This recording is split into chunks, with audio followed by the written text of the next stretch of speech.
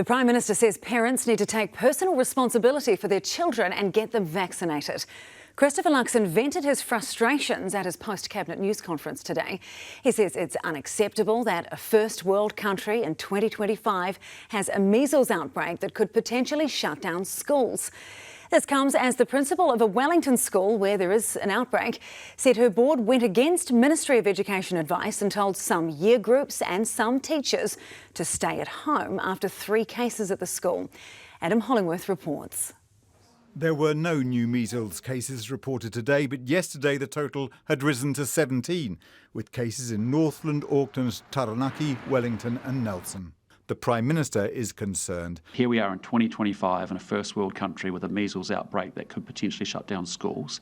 That is unacceptable, and there are parents that need to take personal responsibility for their kids and go get them vaccinated. And I know I'm talking very bluntly about this, but it's actually really necessary because we're all in this together. This amid fears about official government advice about whether students should stay at home in schools with outbreaks.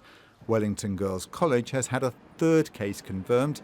Principal Julia Davidson says she and the board went against Ministry of Education advice by telling students in years 9, 10 and 11 to stay away for 3 days while their vaccination status was checked. Some teachers with young children who may not know if they're double vaxxed are also being told to stay at home. They want to just buy a little bit of time. We've got exams starting tomorrow for NCEA. We want those kids to be safe. So it was really buying a little bit of time for us to act. And I get that that's not the pure model, but we've got a bigger picture here that we're concerned about of all the people on site. The Ministry of Education allowed school prize giving to go ahead last week, given that school community's high level of immunisation. But a student who attended now has a mild case of measles and hundreds are close contacts. The important thing is that people find out if they are immune, and that students find out if they are immune, and people who've been born overseas find out if they're immune. So there are a lot of people who don't know if they're immune. And that's the bit that we are trying to fill those gaps in at the moment. Exams start tomorrow, but anyone who's been told to isolate can still get what's called a derived grade, one based on evidence of previous achievement.